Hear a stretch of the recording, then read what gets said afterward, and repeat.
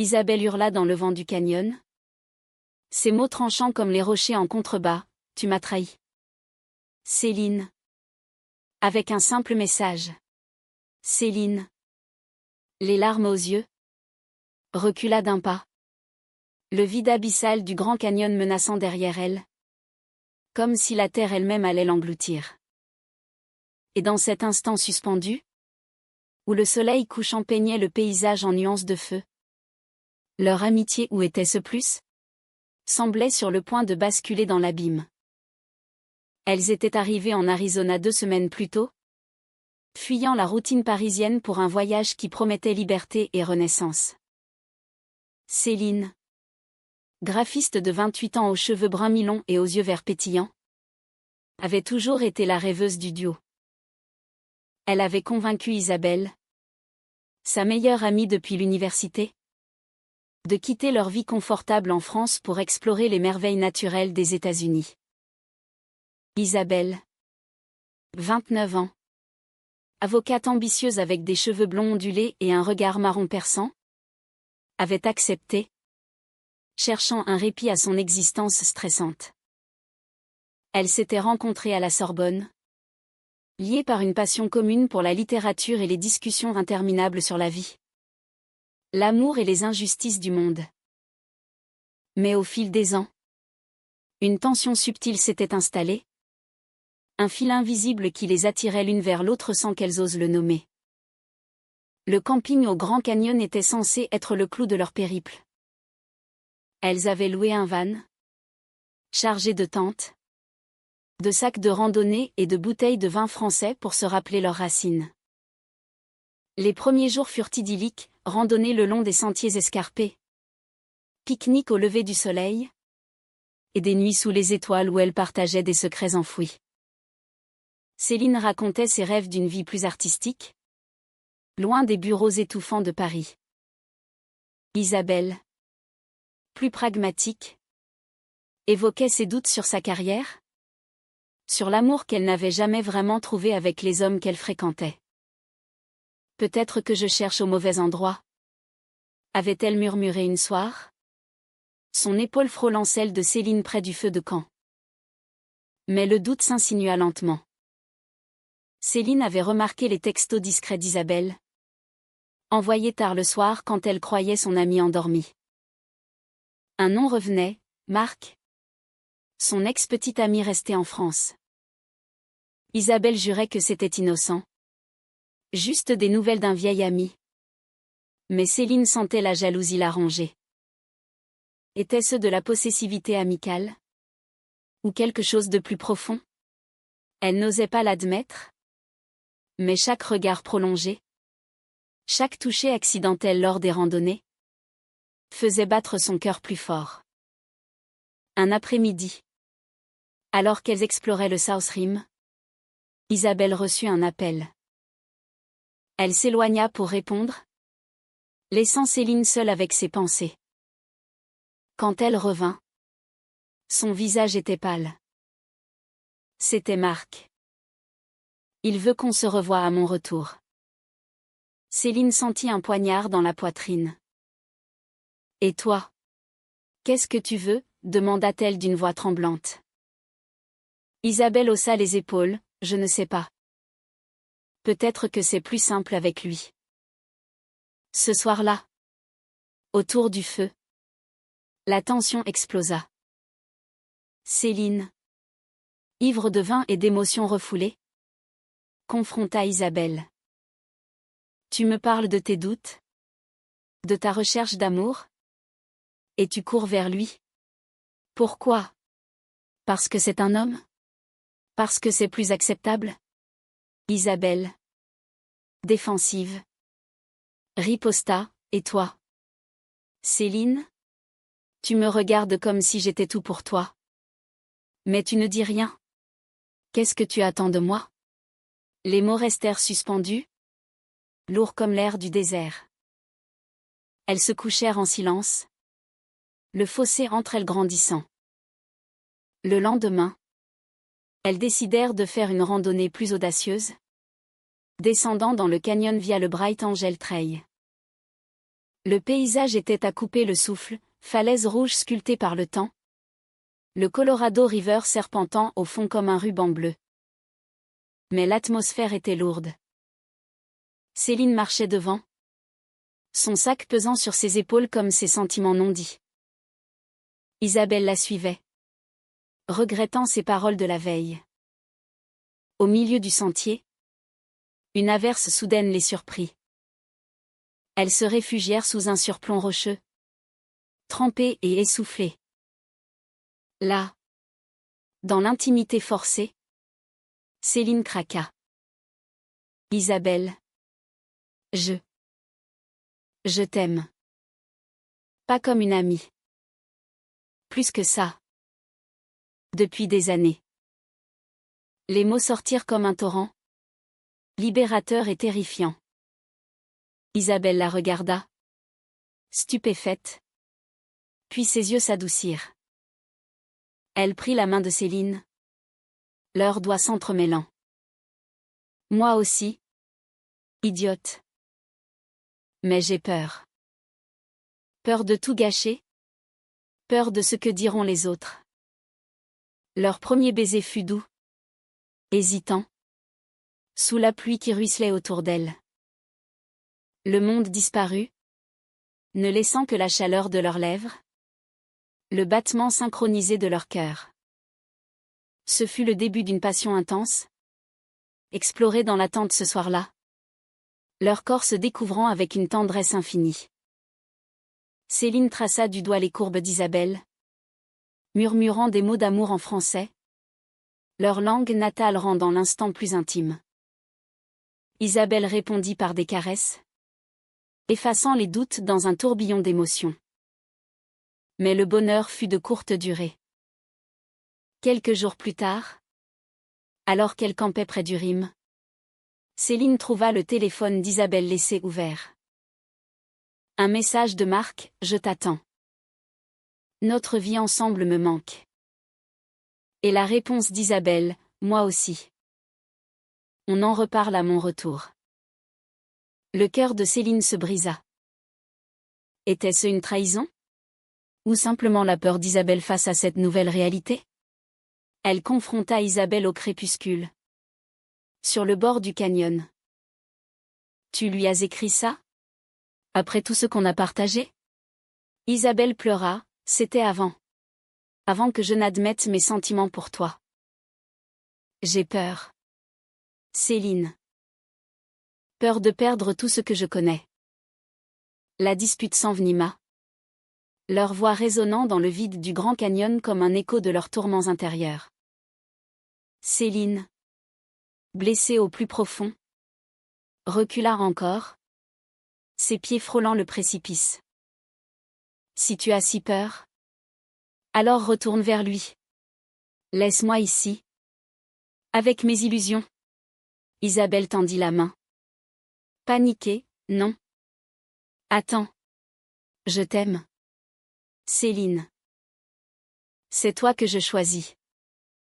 Mais le mal était fait. Les jours suivants furent un mélange de silence pesant et de tentatives maladroites de réconciliation. Elles continuaient leur randonnée. Mais l'harmonie avait disparu. Céline se repliait sur elle-même, revivant les moments de leur intimité comme des souvenirs amers. Isabelle, rongée par la culpabilité, essayait de se rapprocher, posant une main sur l'épaule de Céline lors des pauses, murmurant des excuses. Je n'aurais pas dû lui répondre. C'était une erreur, un réflexe du passé. Une nuit, sous un ciel étoilé immense, Isabelle prit l'initiative. Elle alluma un petit feu et prépara un dîner simple, fromage français, pain et vin qu'elles avaient emporté. Parlons. Vraiment? Dit-elle en versant un verre à Céline. Elles s'assirent côte à côte, les flammes dansant sur leurs visages. Isabelle raconta son enfance en Provence.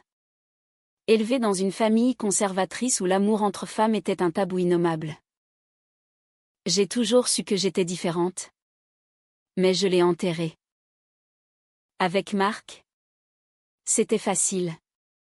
Acceptable. Mais avec toi, c'est réel. Et ça me terrifie. Céline écouta. Ses défenses s'effritant. Elle parla à son tour de ses propres luttes, des relations superficielles avec des hommes. Des nuits solitaires à Paris où elle imaginait une vie avec Isabelle. Tu es ma muse. Ma confidente. Te perdre serait comme perdre une partie de moi. Elles pleurèrent ensemble. Puis rirent de leurs peurs absurdes. Cette nuit-là, elles firent l'amour avec une urgence nouvelle. Leur corps exprimant ce que les mots ne pouvaient pas. Céline embrassa chaque centimètre de la peau d'Isabelle. Comme pour effacer les traces du passé. Isabelle murmura des promesses. Ses doigts explorant avec une passion renouvelée. Pourtant, le conflit couvait encore. De retour au camp principal, Isabelle reçut un autre appel de Marc. Cette fois, elle ne s'éloigna pas.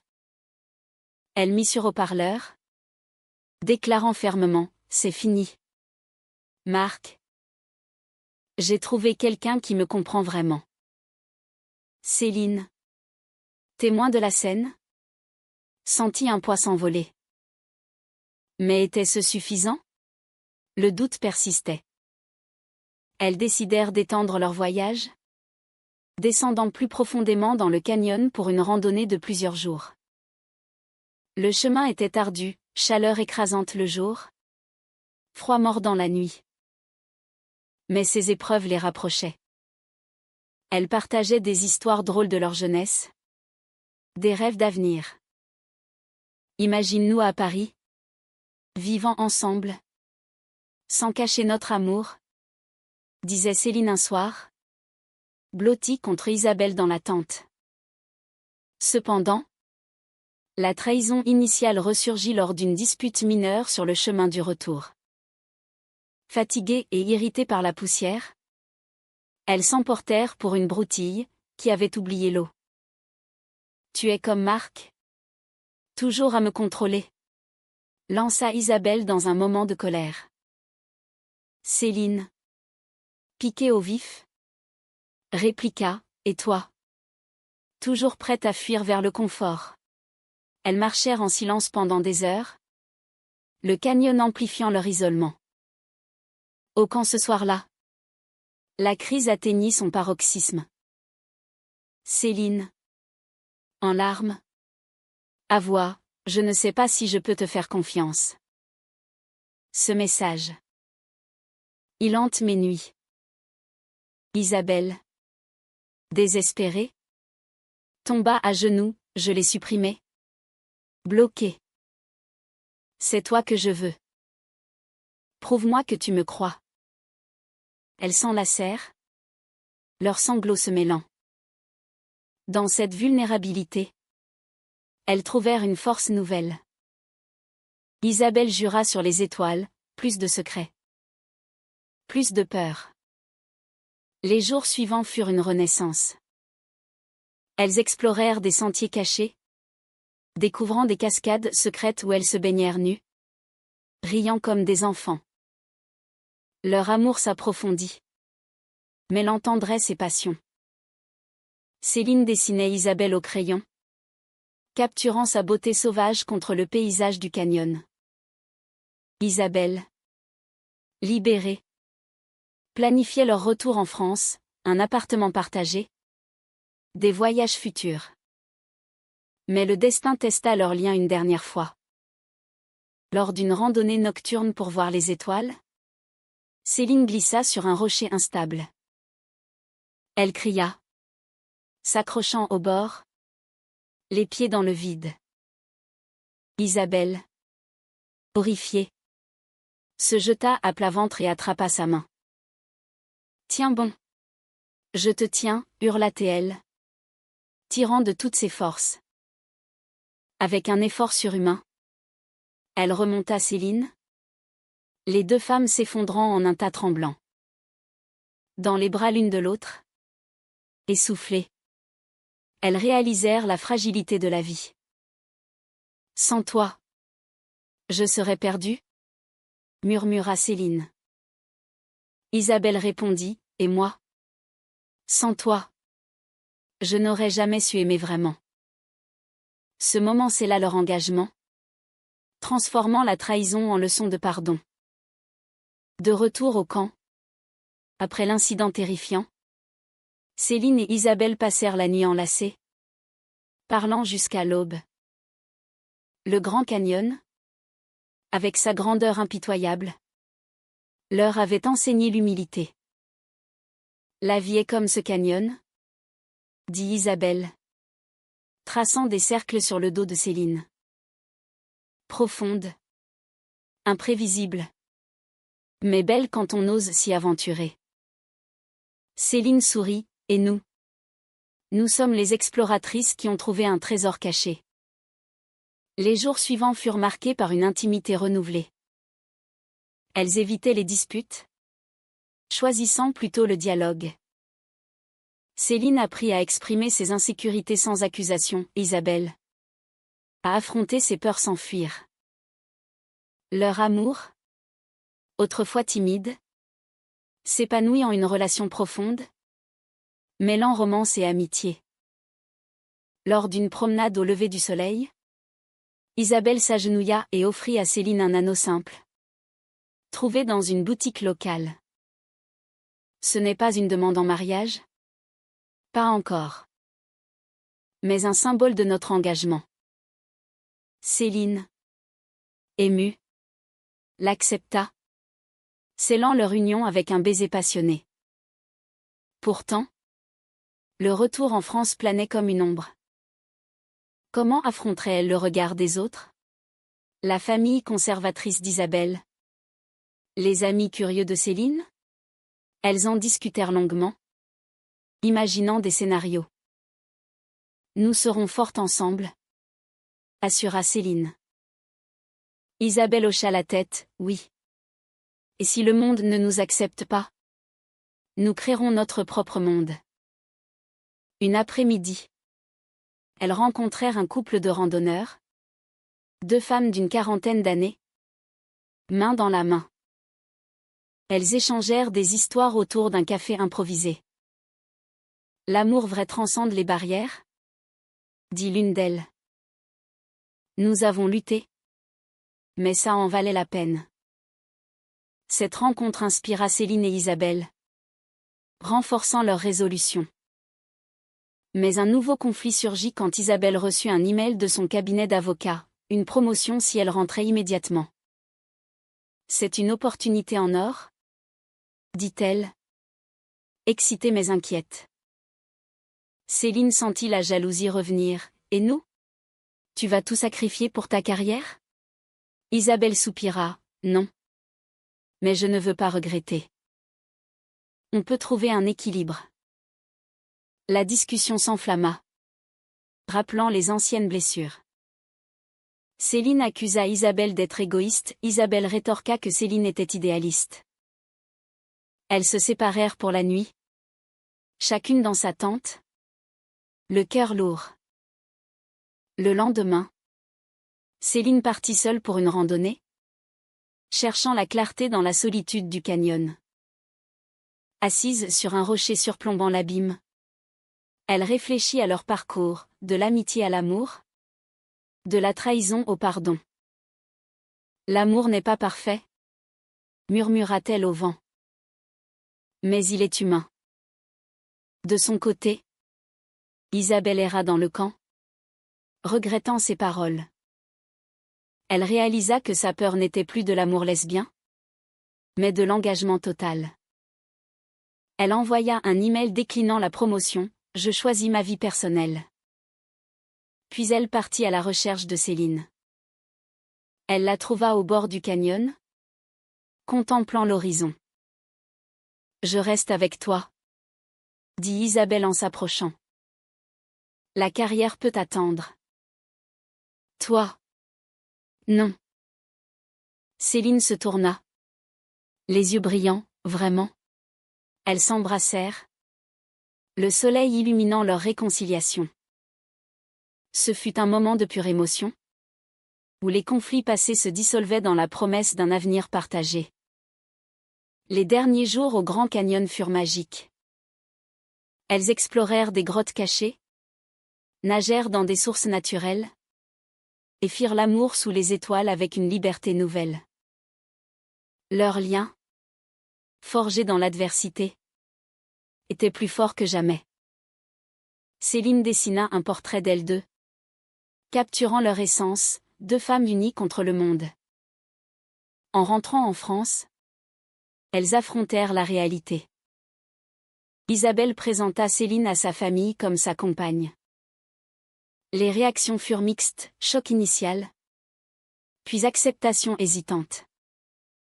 La mère d'Isabelle, après une longue conversation, serra Céline dans ses bras. « Si elle t'aime, alors tu es la bienvenue. » Céline, de son côté, organisa une soirée avec leurs amis, où elles annoncèrent leur relation. Les applaudissements et les toasts effacèrent les doutes. Des mois plus tard, à Paris, Céline et Isabelle vivaient ensemble dans un petit appartement du Marais, quartier bohème et accueillant. Céline avait quitté son job pour se lancer dans l'illustration freelance, inspirée par leur voyage. Isabelle, ayant négocié un poste plus flexible, défendait des causes LGBTQ+ au tribunal, transformant sa peur en force. Leur amour, autrefois secret, était maintenant affiché, photos du Grand Canyon sur les murs, anneaux aux doigts, baisers volés dans les rues. Mais la vie n'était pas sans défi. Une ancienne amie d'Isabelle, jalouse, répandit des rumeurs sur leur relation. Céline, blessée, douta à nouveau, « Est-ce que ça en vaut la peine ?» Isabelle la rassura, « Chaque bataille nous rend plus fortes. Souviens-toi du canyon, nous avons survécu au vide. » Elles affrontèrent la tempête ensemble, leur lien inaltérable. Un soir d'automne, assises sur leur balcon avec vue sur la Seine, elles repensèrent à leur aventure. « Mon ami fit ça dans le camping au Grand Canyon », dit Céline en riant. « Elle m'a sauvée du précipice, littéralement et figurativement. » Isabelle sourit, « Et moi ? J'ai trouvé le courage de sauter dans l'inconnu avec toi. » Leur histoire devint une source d'inspiration pour d'autres. Elles organisèrent des rencontres pour des femmes explorant leur sexualité, partageant leur parcours avec honnêteté. « L'amour n'a pas de genre ?» disait-elle. « C'est une question de cœurs qui se reconnaissent. » Dans un twist final, Marc réapparut, envoyant un message d'excuse. « Je suis heureux pour toi, Isabelle. Tu mérites ce bonheur. » Isabelle répondit poliment, fermant définitivement ce chapitre. Céline, témoin, sentit l'appel envahir. Plus de trahison, seulement la confiance. Leur relation évolua en un partenariat profond, mêlant passion romantique et soutien mutuel. Elles voyagèrent à nouveau, cette fois en Provence, revisitant les racines d'Isabelle. Là, sous les oliviers, elles échangèrent des vœux privés, promettant une vie ensemble. L'histoire de Céline et Isabelle est celle d'un amour né dans le chaos, forgé dans le feu du désert, et épanoui dans la tendresse humaine. Elle rappelle que les trahisons peuvent être pardonnées, les peurs vaincues, et que l'amour vrai, qu'il soit lesbien ou non, transcende les frontières. Dans le Grand Canyon de la vie, elles avaient trouvé leur oasis.